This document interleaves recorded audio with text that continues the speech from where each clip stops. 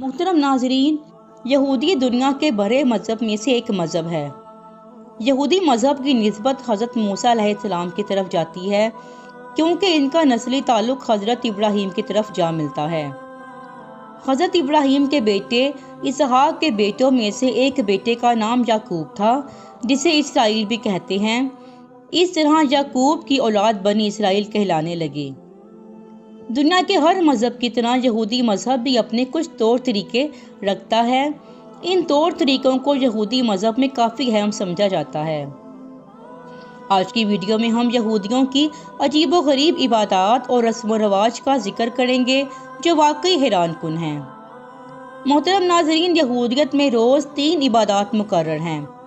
جیسے اسلام میں 5 وقت کی نماز فرض ہے، جیسے مسلمان 5 وقت کی نماز ادا کرتے ہیں، ویسے ہی یہودیت میں روز 3 عبادات مقرر ہیں، جس میں سے صبح اور دوپہر کی فرض ہے، جبکہ شام کی اپنے آپ پر واجب کی جا سکتی ہے۔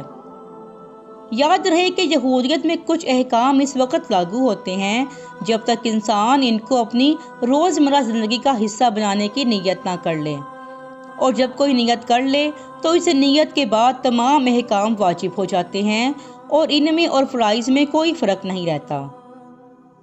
اس مذہب میں یہ تمام عبادات اکیلے طور پر بھی ادا ہو سکتی ہیں اور باجماعت بھی، لیکن باجماعت ادا کرنے میں فضیلت ہے، اور خاص کر جب جماعت اکٹھی ہو جائے تو وہ خدا کے دربار میں بطور بنی اسرائیل کی قوم حاضر ہوتی ہے۔ جماعت کے پورا ہونے کے لیے کم سے کم 10 لوگوں کی ضرورت ہے، ورنہ ایک ساتھ رہ کر بھی عبادت قبول ہو جاتی ہے۔ یہودیت میں دین کے آغاز میں سب سے پہلی عبادت فجر کی عبادت ہوتی ہے۔ یہ سب سے لمبی اور دین کی سب سے اہم عبادت ہے، اور اس کے 6 حصے ہوتے ہیں۔ اس کے پہلے حصے میں علماء کی تفسیریں پڑھی جاتی ہیں، دوسرے حصے میں توریت اور زبور پڑھی جاتی ہے، جبکہ تیسرے حصے میں شمع پڑھی جاتی ہے، جو اس عبادت کا سب سے اہم حصہ ہوتا ہے، کیونکہ اس میں پوری قوم بنی اسرائیل کو پکارا جاتا ہے کہ وہ توحید کی شہادت دے۔ اس کے بعد آمیدہ پڑھی جاتی ہے اور پھر مسیحا کی آمد کی دعا کی جاتی ہے۔ مسیحا یعنی دجال، جسے اسلام میں کہا جاتا ہے، اور جو زبور میں سے بھی پڑھی جاتی ہے، اور پھر آخر میں بنی اسرائیل کے فرائض کو دہرایا جاتا ہے اور توحید کی شہادت بھی دہرائی جاتی ہے۔ دین اسلام کی طرح یہودیت میں بھی نماز کا تصور پایا جاتا ہے، اور یہودی دن میں 3 نماز ادا کرتے ہیں، جبکہ ہفتے کے دن اور دیگر تمام خاص دنوں یا سال پر یہودی ایک اضافی نماز ادا کرتے ہیں جسے مضاف کہا جاتا ہے۔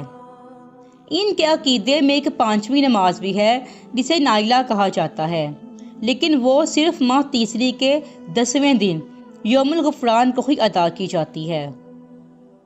محترم ناظرین، اسلام کی طرح یہودیوں کی نماز بھی تنہا اور جماعت کے ساتھ پڑھی جا سکتی ہے۔ جس طرح اسلام میں نماز باجماعت کی فضیلت ہے، اسی طرح دین یہودیت بھی باجماعت نماز کو افضل تر قرار دیتا ہے، اور یہاں تک کہا گیا ہے کہ بغیر جماعت کے نماز ادا نہیں ہوتی۔ یہودیت میں اکثر اعمال کی کرت بآواز ایک خاص لے میں کی جاتی ہے جسے نحون کہا جاتا ہے۔ ان کی ہر عبادت گاہ میں ایک بلند چبوترا موجود ہوتا ہے جس پر کھڑے ہو کر یہ کرت پڑھی جاتی ہے، جنہیں ہم یہودیوں کی اذان بھی کہہ سکتے ہیں۔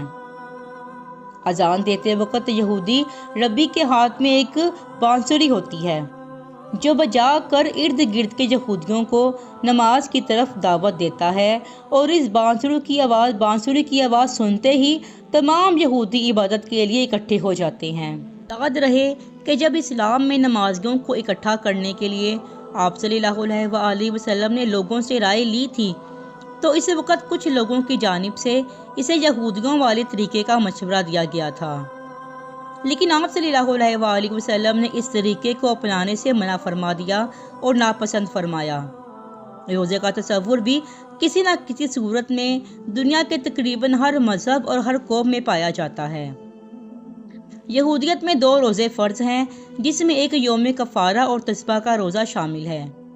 یہ روزہ سورج ڈوبنے سے لے کر اگلے روز اندھیرا چھا جانے تک ہوتا ہے، اور اس کا ٹائم تقریباً 25 گھنٹے ہے۔ یہودیوں کے روزے میں کھانے پینے، چمڑے کے جوتے پہننے، نہانے، کریم لوشن پرفیوم استعمال کرنے اور بیوی سے ہم بستری کی ممانعت ہوتی ہے۔ یہودیت میں اور بھی روزے ہوتے ہیں جو صبح صادق سے سورج ڈوبنے تک ہوتے ہیں۔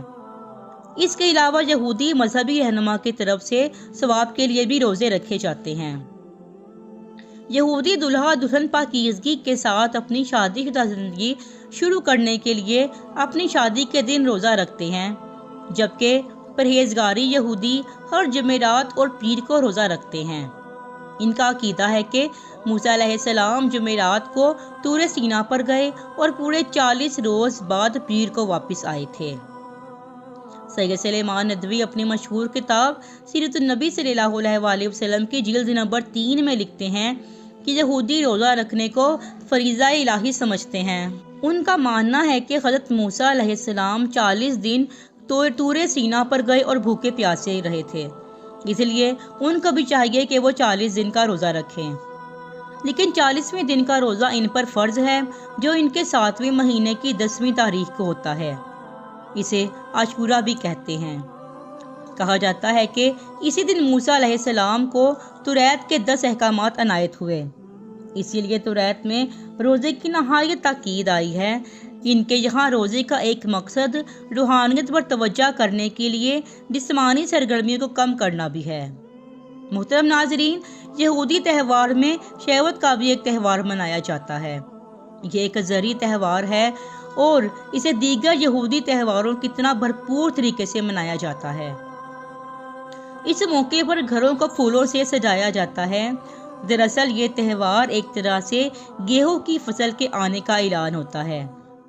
شیوت کو کئی ناموں سے جانا جاتا ہے۔ اس کے علاوہ یہودیوں میں عیدوں کا تصور بھی پایا جاتا ہے۔ یہودیوں میں عید پورم کے نام سے ایک عید منائی جاتی ہے۔ اس عید کے موقع پر عید پورم کی مٹھائی تیار کی جاتی ہے اور اس مٹھائی کو دوستوں، رشتہ داروں اور پڑوسیوں کے گھروں میں بطور تحفہ بھیجا جاتا ہے اور غریبوں میں تقسیم کیا جاتا ہے۔ عید پورم کے موقع پر غریب گھرانوں کو ایک خاص قسم کا صدقہ دیا جاتا ہے۔ اس عید کے موقع پر ایک خاص پکوان ہر گھر کے چولہے پر نظر آتا ہے اور خاندان کے تمام لوگ بڑی بے صبری سے انتظار کرتے ہیں۔ عبادت گاہوں میں عہد نامہ قدیم کی آثر نامی کتاب کی مل کر تلاوت ہوتی ہے اور کچھ جگہوں پر اسے موسیقی کے ساتھ گا کر بھی پڑھا جاتا ہے۔ گلی محلوں، چراہوں، سیر گاہوں اور شہر بھر کے بازاروں میں جو کھانے پینے کی چیزیں ہوتی ہیں اور جو خوشی کا سامان ہوتا ہے وہ ان کی خوشی کو دگنا کر دیتی ہیں۔ جبکہ ایران میں بسنے والے یہودی اس موقع پر ہمدان شہر میں آسیر کے مزار پر جاتے ہیں۔ یہ تھی ہماری آج کی ویڈیو۔ اگر یہ ویڈیو آپ کو پسند آئی ہو تو اس کو اپنے دوستوں اور رشتہ داروں میں ضرور شیئر کریں، اور اگر ابھی تک آپ نے ہمارے چینل سپریم اسٹوریز کو سبسکرائب نہیں کیا تو اس کو سبسکرائب کر لیں۔ دعاؤں میں یاد رکھیں۔ ملتی ہے اگلی ویڈیو تک۔ اللہ حافظ۔